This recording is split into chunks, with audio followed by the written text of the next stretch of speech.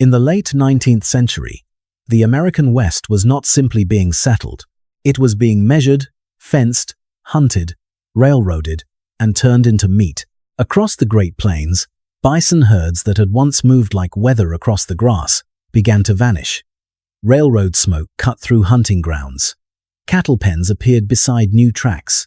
Towns like Abilene and Dodge City rose because a living animal in Texas could become money if it reached the right station. And somewhere, inside that transformation was beef. Today, beef can look simple. A steak on a plate, a burger in a paper wrapper, a clean red cut under supermarket glass. It feels personal, familiar, even patriotic. But before beef became one of America's favorite foods, it helped reshape the meaning of land itself. The West was sold as freedom, but beef needed fences, railroads, slaughterhouses, displaced people, erased labor, and a new kind of industrial hunger. So how did a piece of meat become powerful enough to help turn the American West into a supply chain? A steak does not enter the room looking like history. It arrives quietly. Red, marbled, trimmed, wrapped in plastic or set on a white plate under restaurant light.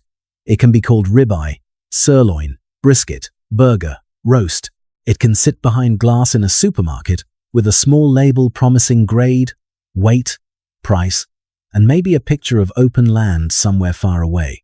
Everything about it has been arranged to feel simple.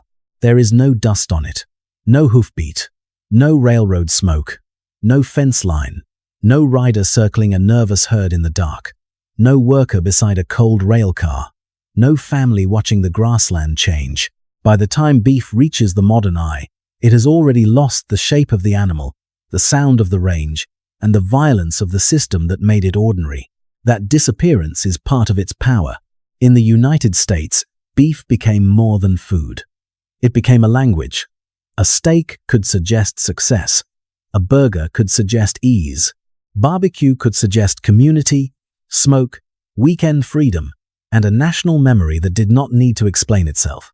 Even the image of cattle could become shorthand for something larger.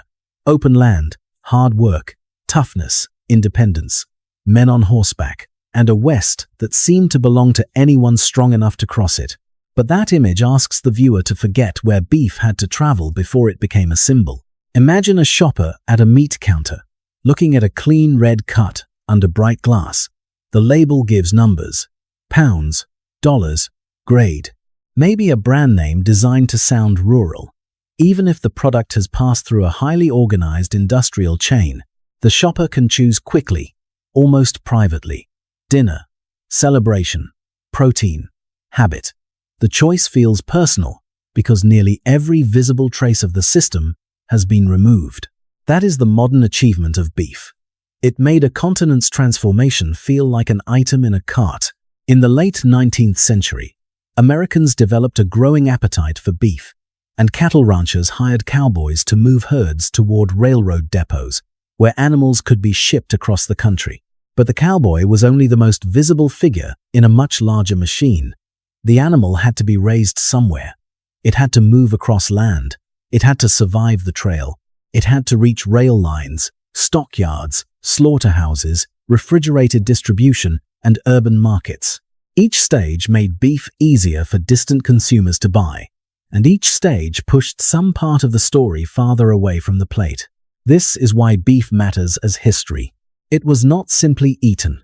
It helped organize movement. It helped give value to land. It helped make certain towns important and others irrelevant.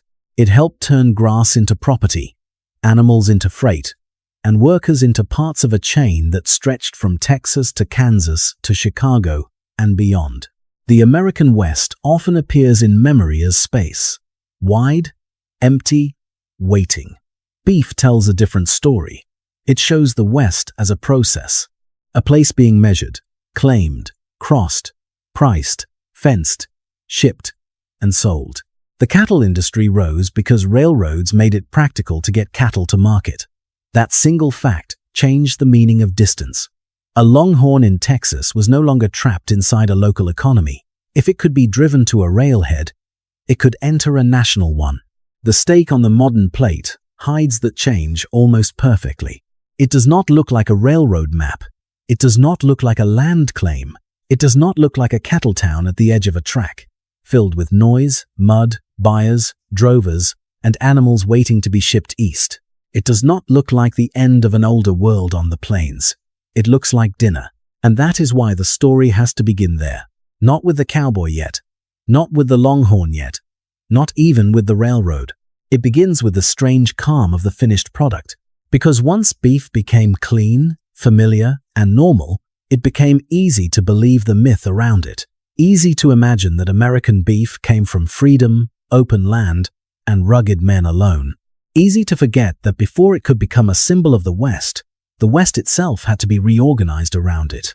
The meat in the American imagination is not just a meal, it is the polished surface of a much rougher history.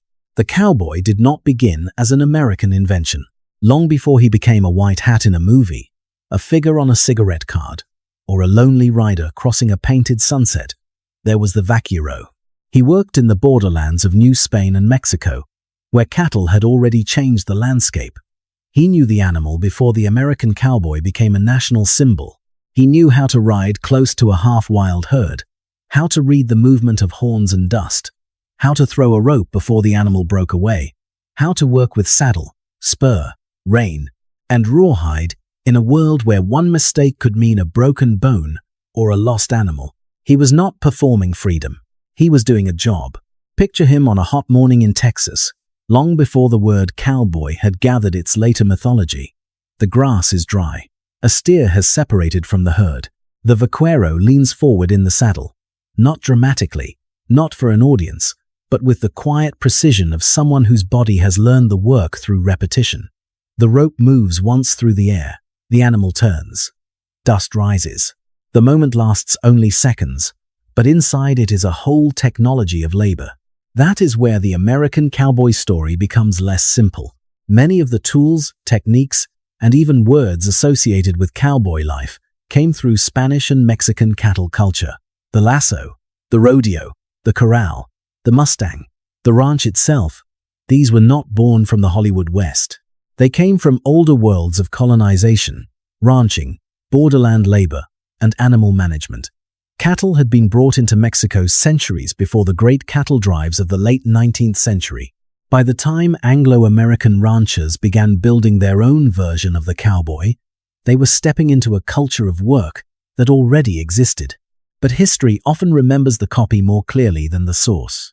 The American West would later turn the cowboy into one of its strongest symbols: independent, masculine, white, heroic, self-made. In that version, he appears almost out of nowhere, as if the land itself created him. He rides through empty space. He answers to no one. He belongs to a story about freedom. The older reality was more tangled. The vaquero belonged to a world shaped by empire and labor. Spanish colonization brought livestock into indigenous lands. Missions, ranches, presidios, and settlements needed meat, hides, tallow, transportation, and control over animals that multiplied across huge spaces. Cattle were not only food, they were wealth on legs.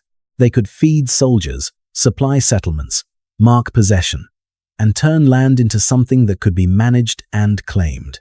In that world, the mounted cattle worker became essential. He was not the owner of the system. He was often the person who made the system function.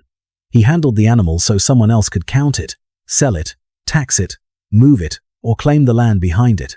His skill gave shape to cattle wealth.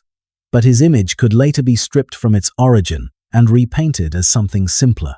That stripping away matters, because beef would later be sold through a fantasy of pure American beginning. The cowboy, the ranch, the open range, the independent man with a horse and a horizon, these images made beef feel natural to the United States. They made it seem as if beef rose directly from the soil of the American West. But the beginning was not pure. It was mixed, borrowed, translated, and contested. A Spanish word became an English image. A Mexican labor system became an American legend. Borderland skill became national mythology, and the people who carried that skill could be pushed to the edge of the story once their techniques had been absorbed. This is the first disappearance inside American beef. Before the black cowboy was erased from the poster, before the native world of the plains was reduced to background scenery, before Chicago hid slaughter behind industrial walls, the vaquero was already being softened into a symbol that did not need to name him. And that is why the story of beef cannot begin with a cowboy on a movie screen. It has to begin earlier, with cattle brought across an empire, with men trained to control animals across open land, with Spanish and Mexican words buried inside American speech, and with a working figure whose life was much harder than the myth that replaced him. The cowboy would become American, but the work was older than the myth. And once that work met the longhorns of Texas, beef was ready for its next transformation, not from animal into food, but from animal into money. In Texas after the Civil War, the longhorn was not yet a legend. It was an animal with too little market nearby and too much value somewhere else. For years, cattle had multiplied across the brush country and open ranges of Texas. Some were branded, some were half-wild. Some had survived drought, war, neglect, and rough grazing on land where other breeds would have struggled. They were lean, hard, dangerous, and perfectly shaped for a problem that the post-war South could not solve on its own. Texas had cattle. The North and East had buyers.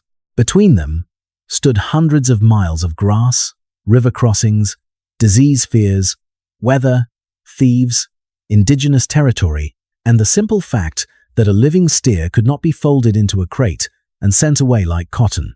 So, the first great business problem of American beef was movement. A longhorn might be worth very little in Texas, where cattle were plentiful and money was scarce after the war. But if that same animal could reach a railhead in Kansas, it could enter a different world of prices.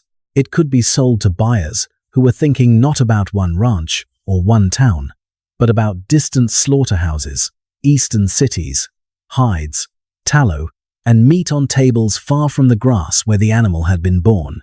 That price difference turned the trail into a machine. Imagine a herd starting north. Not a few animals, but thousands. Horns moving like a broken forest. Dust hanging in the air.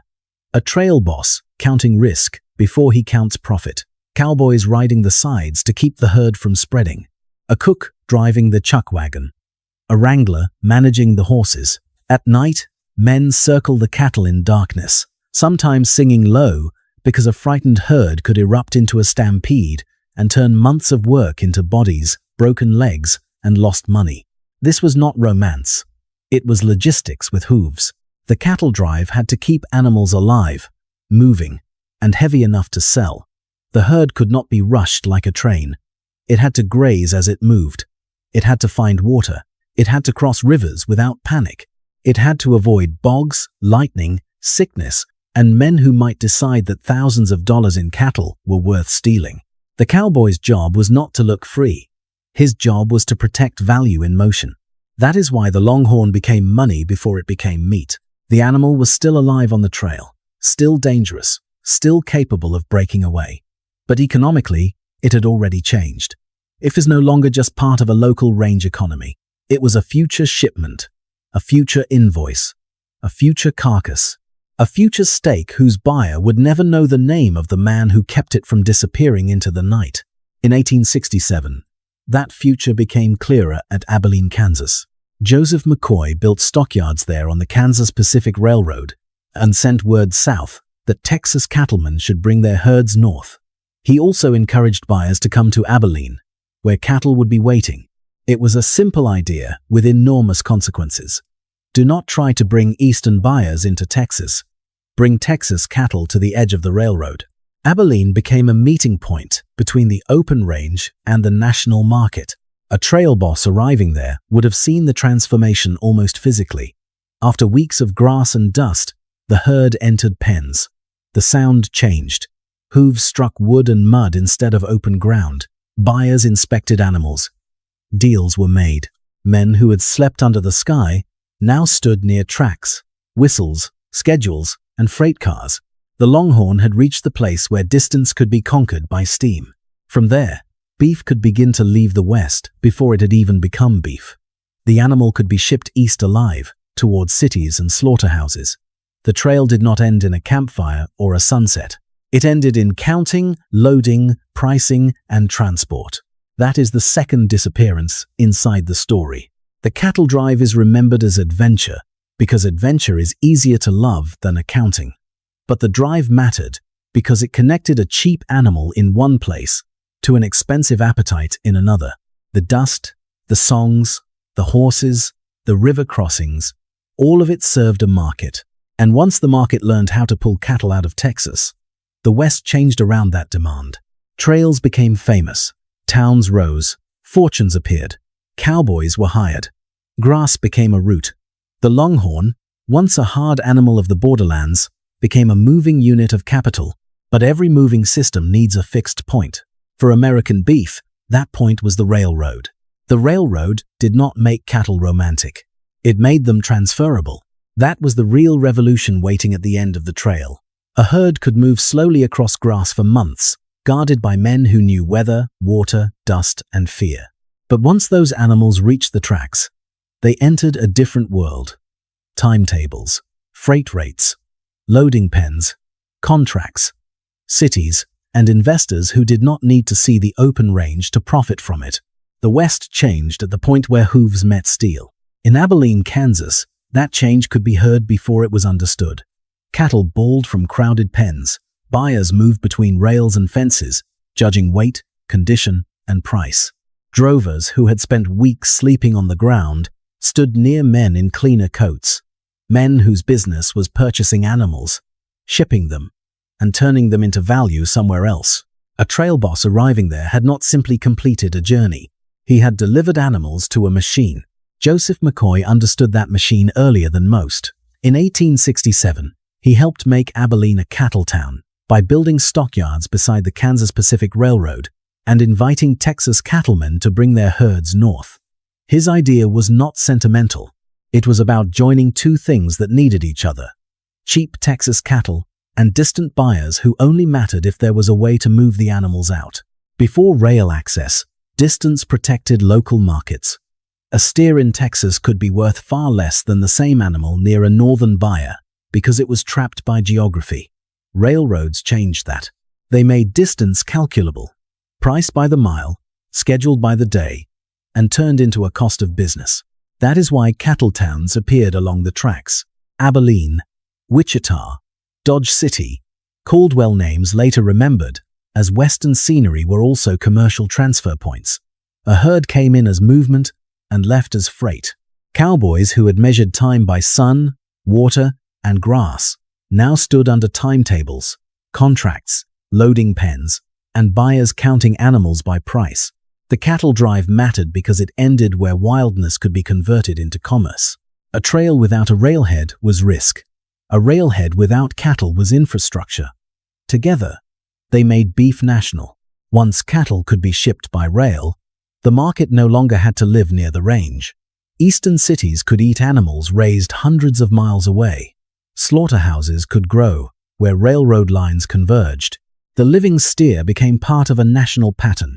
Raised in one place, moved through another, killed in another, consumed somewhere else entirely. The railroad also changed which parts of the West mattered. A town without access to track could watch opportunity pass by. A town beside the line could become a gateway. Land near a route could gain value. The railroad did not merely cross the West. It selected the parts of the West that would be profitable. The popular image of the cattle era is movement without restraint. Riders, herds, horizons, dust. But the business worked because movement was guided toward fixed points. And once beef became national, the old image of open land began to change.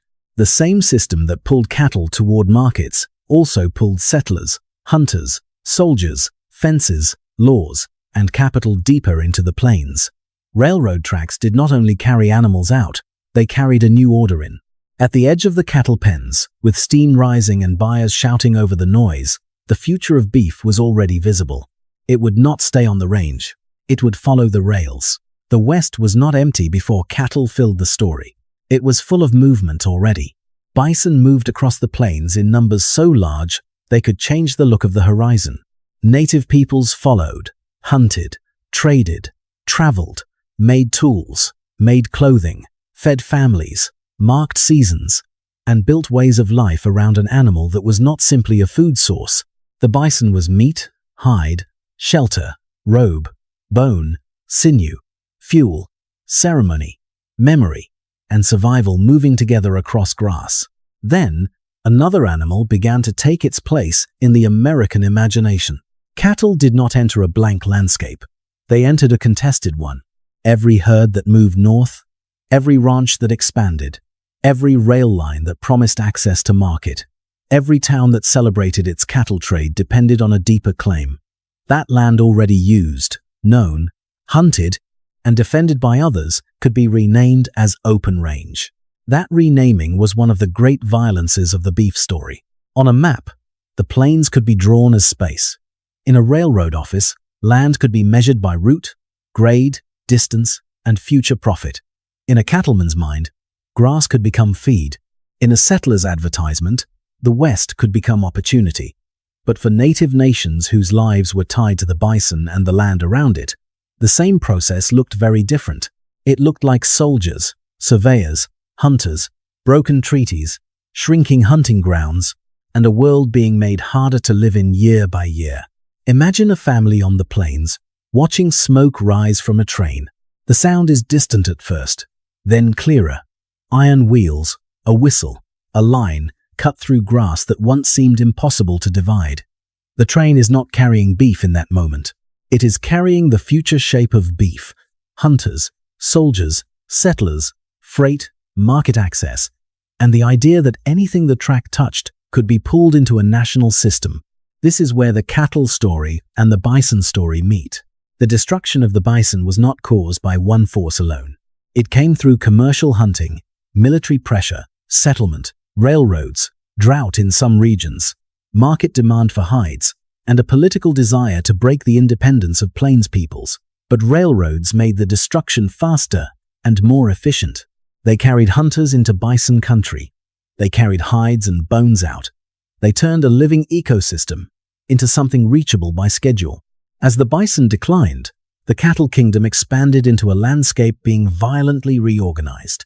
To the beef market, this was progress.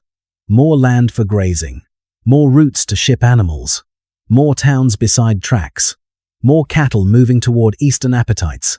But the same progress took away the animal that many native communities depended on. It narrowed mobility. It made hunger political. It turned survival into dependency on a government that had helped destroy the older base of life. Beef did not need every bison to disappear in order to grow, but it grew in a world where their disappearance made cattle seem more natural, more inevitable, more American. That is the hard turn in the story. The American West was later remembered through cattle, cowboys, ranches, and steak. But before the cattle could become the symbol, another animal had to be pushed out of the center. Before beef could stand for the West, the bison had to be made into the past. There is a photograph that captures the moral shock of that change without showing a battle. A mountain of bison skulls, piled higher than the men standing beside it. The image looks almost unreal, as if the remains of a whole world have been gathered into one place. It belongs inside the history of beef because it shows what had to vanish for the cattle frontier to feel clean.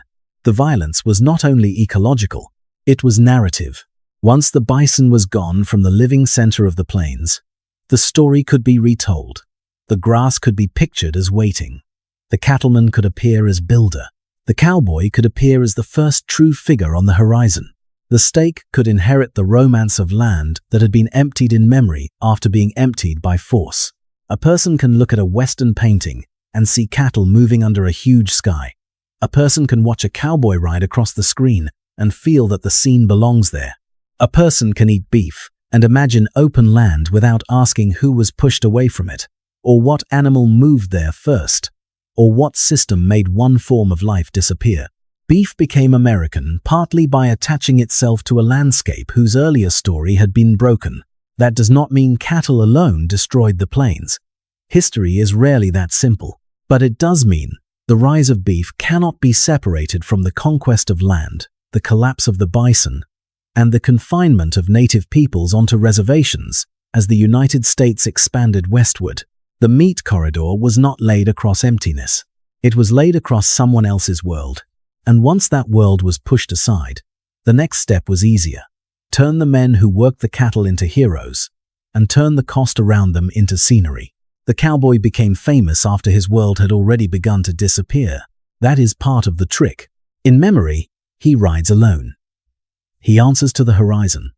He belongs to no factory, no clock, no boss, no buyer waiting at the end of the trail. He is presented as the opposite of industrial life. A man with a horse, a hat, a rope, and open land. But the working cowboy was not outside the beef system. He was one of its moving parts. Before he became a symbol, he was hired labor. He woke before daylight. He rode in heat, dust, rain, and cold. He watched cattle that could panic without warning. He crossed rivers with animals that did not understand the current. He slept on the ground. He ate what the trail provided. He followed orders from a trail boss whose concern was not romance, but keeping thousands of dollars in cattle alive long enough to reach the railhead. The cowboy looked free because he worked in open space. But open space was not the same as freedom. Picture him late at night on the edge of a herd. The cattle are restless. One sound in the dark can move through them like a spark. He keeps riding the circle because a stampede could destroy the drive. His horse is tired. His clothes are stiff with dust. His pay depends on animals that may never belong to him. That is the cowboy closer to history. Not a king of the West, but a worker guarding property in motion. And he was not always the person later posters taught Americans to imagine. Mexican vaqueros carried skills that shaped the work before the American cowboy became a national icon. Black cowboys rode trails, managed herds, handled horses, protected money, and took on dangerous jobs in an era when many other occupations were closed to them. According to the National Park Service, 1 out of every 4 cowboys was African American, and figures such as Nat Love, Bose Icard, and Mary Fields were part of this broader history. Bose Icard gives the myth a more specific face. In the 1860s, Charles Goodnight and Oliver Loving drove Texas longhorns across what became known as the Goodnight-Loving Trail. Icard, a black cowpoke, was part of that work. He tracked and wrangled cattle across several hundred miles, and he was trusted with Goodnight's valuables, sometimes carrying thousands of dollars in cash through dangerous country. That detail matters because the cowboy story is often told through courage, but rarely through responsibility. Icard was not background scenery. He was part of the labor that made cattle movement possible. Yet when the cowboy became a national image, faces like his were often pushed out of the frame. The same thing happened to the vaquero in a different way. His tools survived, his methods survived, his words survived, but his central place in the origin story could be softened, translated, or forgotten. The American cowboy image gathered everything useful from older cattle cultures, and then appeared, in popular memory, as if it had created itself. This is how myth cleans history. It keeps the hat and loses the worker. It keeps the horse and loses the wage. It keeps the sunset and loses the buyer. It keeps the courage and loses the system that needed courage cheaply. By the late 19th and early 20th centuries, as cattle drives declined, cowboying became easier to turn into performance. Wild West shows, rodeos, books, songs, and later films preserved the cowboy as a dramatic figure, just as the work itself was changing. NPS notes that by the early 1900s, cowboying had taken on a new meaning. More than a job, it became a symbol of American individualism and grit. That transformation helped beef. A meat industry does not sell only meat. It sells feeling. It sells an origin story. The cowboy gave beef a face that felt human, but not too human. Close enough to admire, distant enough not to ask about wages, race, danger, or who owned the cattle. A steak could inherit the cowboy's freedom without inheriting his exhaustion. A burger could borrow his ruggedness without showing the trail boss, the rail depot, the black cowpoke erased from the poster, or the vaquero whose language still lived in the saddle. That is why the cowboy myth is not a side story in the history of beef. It is one of beef's most successful disguises. It turned labor into legend. It turned a supply chain into scenery. It turned workers into symbols. And by the time the open range began to close, the cowboy had already become more useful as an image than he had ever been as a man. Because once fences cut across the grass and meatpacking plants spread across the country, the old trail cowboy became less necessary to the business. But the image of him became more valuable than ever. The open range did not end with one dramatic gunshot.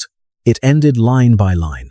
A strand of barbed wire pulled tight between posts, a fence across a water source, a ranch boundary drawn where cattle had once moved without asking permission, a quarantine rule posted by men who feared disease more than they admired the old trails, a winter storm rolling over the plains and proving that a whole industry built on exposure could be broken by weather. The cowboy did not ride out of history all at once. His world closed around him.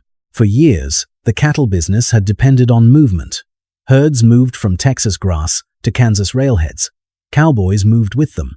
Grass, water, and distance were part of the calculation.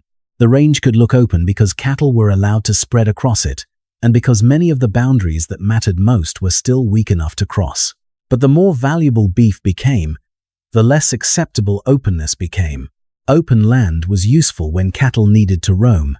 It was dangerous when investors, ranchers, farmers, railroad companies, and settlers all wanted certainty. A man who owned cattle wanted to know where they grazed. A farmer wanted to keep them out of crops. A railroad wanted predictable shipments. A state wanted to control disease. A small rancher wanted access to water before a larger outfit fenced it away. The open range had been built on motion. The next beef system was built on control. Picture a cowboy riding toward a place he used to cross without thinking. The grass is the same. The wind is the same. The herd behind him still pushes forward in the old way. Then he sees the wire. It is thin enough to seem almost ridiculous. Not a wall. Not a fort. Just twisted metal stretched between posts. But the cattle stop. The horse slows. The rider looks down the line and sees that the landscape has learned a new word. Property. That was the power of barbed wire. It did not need to be tall to change the West. It only needed to make boundaries cheap, sharp, and enforceable. Once wire spread across the plains, land could be enclosed, water could be controlled, routes could be blocked, and shared range could become private claim. The end came through law as well as wire. Texas cattle carried fears of Texas fever, a disease that could devastate other herds. To protect local cattle, states and territories restricted the movement of Texas animals. In 1886, Kansas quarantine law against Texas fever prohibited the entry of Texas bovines, helping close the old routes north. Then came the weather. The winter of 1886 to 1887 struck the plains with a brutality that exposed the weakness of open-range ranching. Cattle left to graze across vast spaces faced deep cold, snow, and lack of feed. Many died. Ranchers who had believed that scale itself could protect them discovered that thousands of animals spread across open land could become thousands of losses. Oklahoma Historical Society notes that the 1,887 blizzard destroyed most of the range cattle industry. In a single season, the romance of exposure looked like poor planning. The answer was not to abandon beef. The answer was to manage it more tightly. More fences, more hay, more defined ranches, more controlled breeding, more attention to disease, ownership, weather, and shipment. The cowboy did not vanish, but his job changed. The long trail hand became less central. The ranch worker, the fence rider, the line repairer, the man who knew property boundaries as well as cattle behavior, became more useful to the business. Beef survived by becoming less open. That is the irony at the center of this chapter. The same meat that later carried images of endless range and cowboy independence moved toward a system of enclosure. The market wanted beef, but it wanted fewer surprises. It wanted animals that could be located, counted, protected, fattened, inspected, shipped, and sold with less dependence on weather, trail luck, and open access. The wildness that had made the cattle era memorable became inefficient once the business grew large enough. By the time settlers pushed deeper into the plains, building fences, farms, and towns, the open range was no longer the future of beef. It was becoming a memory, And then a marketing image. The wire stayed. The cowboy moved into legend, and beef moved toward a darker, louder, more industrial place, where the animal no longer had to cross the continent alive to become valuable. Beef did not become modern when the cowboy reached the end of the trail. It became modern when the animal no longer had to arrive at the dinner table as an animal. That transformation happened most loudly in Chicago. The city was not a pasture. It was a convergence. Rail lines, water routes, capital, immigrant labor, livestock, ice, smoke, and machinery all met there. The cattle that had once moved across grass now entered a place built to undo them with speed. Chicago did not need to look like the West in order to control what the West produced. It only needed tracks, pens, knives, cold storage, managers, workers, and buyers. The Union stockyards opened in 1865, the same year the Civil War ended. That date matters. While the nation was trying to rebuild itself, Chicago was helping build a new way to think about meat. Animals could arrive by rail from distant regions, be held in vast pens, slaughtered, cut, packed, chilled, shipped, and sold into markets far beyond the city. The old cattle town had turned animals into freight. Chicago turned freight into product. Picture the stockyards at dawn. The air is already heavy. Cattle move through gates and chutes. Rail cars stand nearby. Men shout over animal noise and machinery. Smoke rises over low industrial buildings. Mud, manure, blood, steam, and cold air mix into a smell the city could not fully hide. The animal that entered this place whole would leave in pieces, but those pieces would travel farther than the animal ever could. This was the brutal intelligence of industrial beef. A steer became steaks, roasts, hides, fat, bones, glue, fertilizer, soap, sausage, canned goods, and other byproducts. Nothing was supposed to remain simply waste if it could be turned into something saleable. The meatpacking plant did not see an animal the way a cowboy saw one on the trail. It saw units, cuts, weights, margins, and processes. The body became a business plan. Inside that plan stood workers. They were the part modern beef most needed to hide. Many were immigrants. Many worked in dangerous, repetitive, exhausting conditions. One worker might cut the same part all day. Another might handle hides. Another might move carcasses. Another might stand in cold rooms where the body felt the industry before the consumer ever tasted the product. The work was divided so that speed could increase and skill could be narrowed into repeated motion. A cattle drive required men who could move with animals across changing terrain. A packing house required workers who could stay in place while the animal moved past them. That was the deeper reversal. On the range, beef had depended on motion through space. In Chicago, beef depended on motion through a system. Chutes moved animals, hooks moved carcasses, conveyors moved pieces, rail lines moved packaged meat. Office ledgers moved value. The worker's body stood at one point in the chain and repeated an action until the product moved on. This is why Chicago belongs at the center of the beef story. It separated meat from place. It separated the cut from the animal. It separated the consumer from the killing. It allowed beef to leave the region where the animal had lived and enter markets as dressed meat, chilled meat, canned meat, branded meat, meat whose origin could be managed by companies rather than remembered by consumers. Refrigerated railroad cars made that separation even more powerful. Once packers could ship chilled meat over long distances, they no longer had to send every living animal to local slaughter near the final buyer. Chicago meat could compete in markets across the continent, challenging local butchers and reshaping how Americans bought beef. This changed the balance of power. The cattleman still mattered. The ranch still mattered. But the packer gained a new kind of control. Companies that could buy animals, process them at scale, use refrigeration, manage byproducts, and ship meat into distant markets could reach deeper into the chain than any cowboy or small butcher ever could. Names like Armour and Swift became part of that new order. The old beef story had been measured in miles of trail. The new one was measured in volume, speed, temperature, and distribution. And for the consumer, that change made beef easier to trust because it looked less like slaughter A cut of meat could appear in a shop without the living animal nearby. It could arrive trimmed, cooled, inspected, priced, and ready for cooking. The distance between life and dinner widened. The more efficient the system became, the less the buyer needed to know. That was not an accident. Industrial food often becomes acceptable by reducing the number of things the consumer has to imagine. Chicago reduced the animal into parts and then reduced the parts into commodities. The steer that had once crossed rivers, fences, and rail lines now disappeared into categories: chuck, round, rib, loin, hide, tallow, bone. Each name made the body more manageable. Each process made the product more ordinary. But something else disappeared too.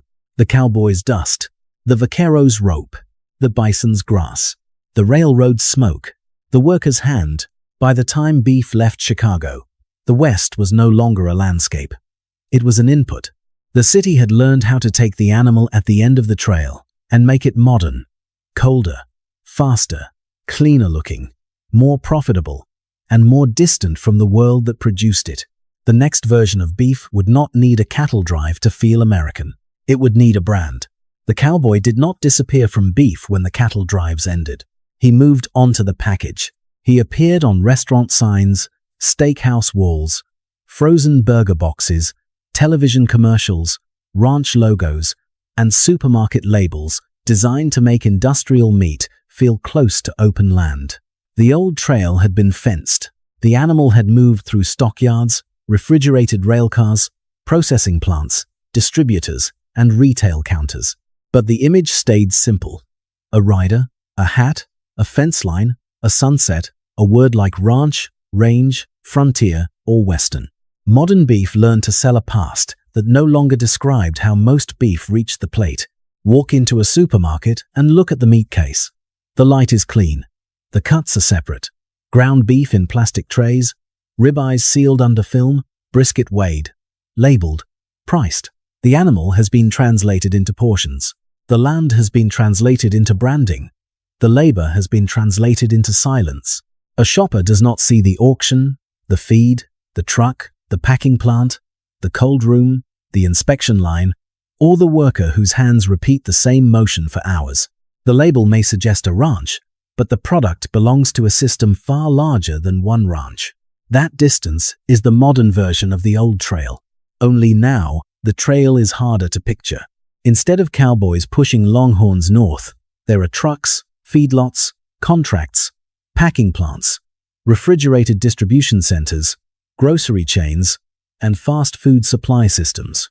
Instead of Abilene stockyards beside a railroad, there are processing facilities and corporate buyers whose decisions can shape prices far from the consumer's view. The movement remains, but it no longer looks like a Western.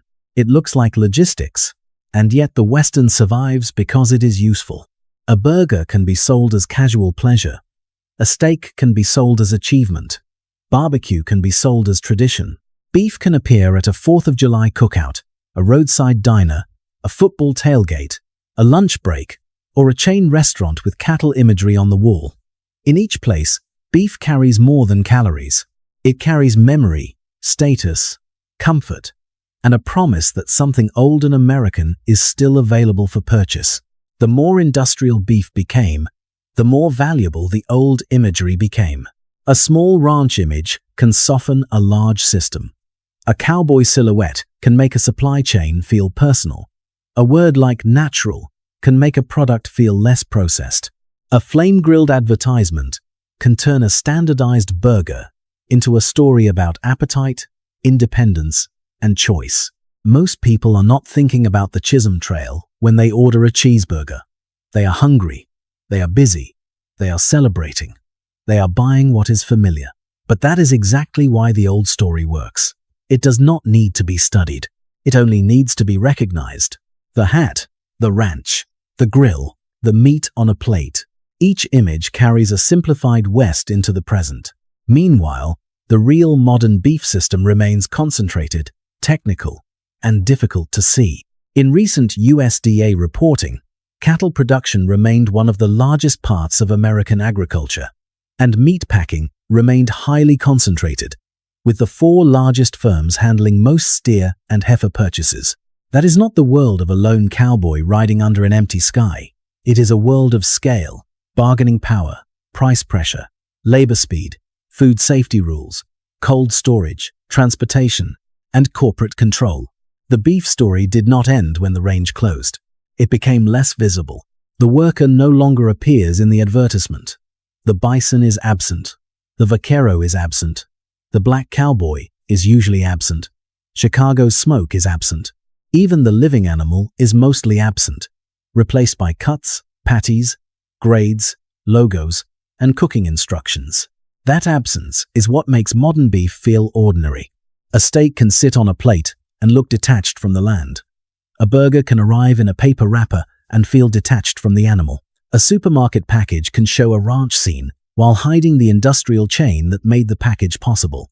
Beef became powerful not only because America learned how to raise cattle, move cattle, kill cattle, and sell cattle. It became powerful because America learned how to attach feeling to meat while removing the history that made the feeling complicated. The cowboy era ended, but the cowboy remained, printed on the surface of a system that had outgrown him. Tomorrow, beef will still look simple. It may be a steak on a plate, a burger in a paper wrapper, a brisket under smoke, a red package lifted from a supermarket shelf and carried home without ceremony. It will not announce the world that made it possible. It will not sound like a train pulling away from Abilene. It will not smell like dust around a nervous herd. It will not show the vaquero whose skills entered the story before the cowboy became American. It will not show the black cowpoke whose labor helped move cattle but disappeared from the poster. It will not show the bison that once made the plains a different kind of world. It will not show the wire. It will not show the winter. It will not show Chicago at dawn, when animals entered whole and left as cuts, byproducts, shipments, invoices, and brands. That is what makes beef so powerful as an ordinary object. It carries one of the largest stories in American life, while looking small enough to fit on a plate. For more than a century, beef learned how to change its shape. First, it was an animal moving through grass. Then it was a herd moving toward a railhead. Then it was freight. Then it was a carcass on a hook. Then it was a cut of meat in a shop. Then it was a burger, a steak, a barbecue, a symbol of strength, comfort, freedom, and national memory. Each transformation made it easier to consume. Each transformation made something harder to see. The American West did not simply produce beef. Beef helped produce the version of the West many people still carry in their minds: open land, riders, ranches, smoke, iron, hunger, and a promise that toughness could be tasted. But behind that promise was a rougher command: claim the land, move the animal, control the route, break the old world, hide the labor, package the result, sell the feeling. So the next time beef appears clean, familiar, and harmless, the question is not only what is on the plate, the question is what had to disappear for it to look that way. A steak does not look like a frontier. That is why it worked.